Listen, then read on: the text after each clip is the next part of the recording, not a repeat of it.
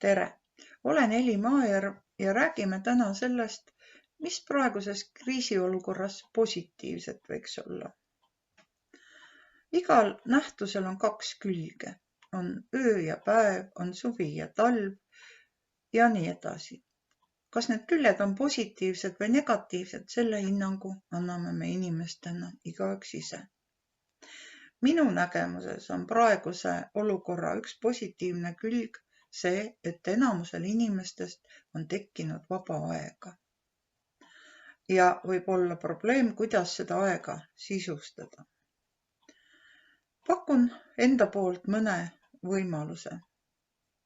Üheks on päevikut pidada. Seda sa saad teha kas paberkandjal või arvutis, nii nagu sulle endale sobilik tundub. Kirjuta iga päeva kohta või nii nagu sul tahtmist on üles, mis sa sel päeval tegid, mida tundsid, mis maailmas toimus ja nii edasi. Ühel päeval, kui see praegune olukord laheneb ja kõik saab mööda, on sul väga tore seda päevikut sirvida ja lugeda, mida sa siis mõtlesid ja mida sa tundsid. Ja patsutada endale õlale, et sa tulid sellest kõigest tervena välja. Järgmine asi, mida tasub harrastada, on tänulikkuse mõtlemine. Õhtul, kui hakkad uinuma voodis, esita endale küsimus, mille eest ma olen täna tänulik. Võib-olla see on mingi tegevus, võib-olla see on mingi asi, mille sa said valmis, mis tahes viis, millega oma tänulikkust võib mõõta. Tänulikkust tuleb ka sõnades väljendada. Ja sinu ümber on lähedased, keda sa võib-olla oled võtnud iseenesest mõistetavana.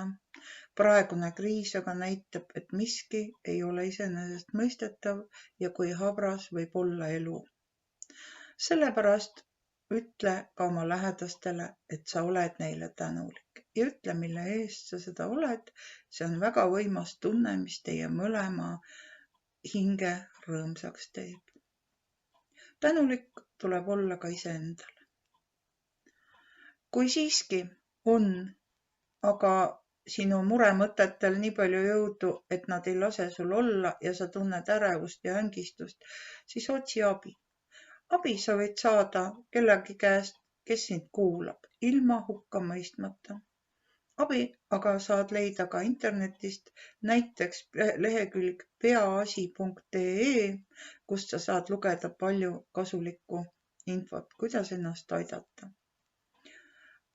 Vaikuse minutid on üks äpp, mille saad tõmmata telefoni, mis pakub mediteerimisvõimalust ja on samuti meelt väga hästi rahustav. Päike tõuseb ka homme ja kõik läheb ükskord mööda. Elame edasi. Ole terve. Aitäh!